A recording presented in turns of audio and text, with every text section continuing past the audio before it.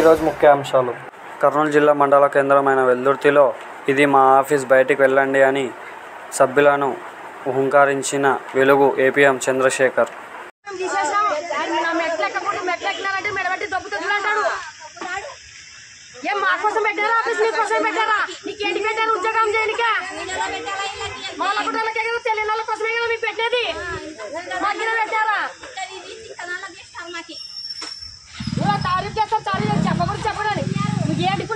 మేము తీసేసినామంటే తీసుకోండి చెప్పాలా, లేకుంటే బోర్డు రాసి పెట్టాలా, పలానా మంచి తీసేసినాము అందరూ రాపించుకోండి అని.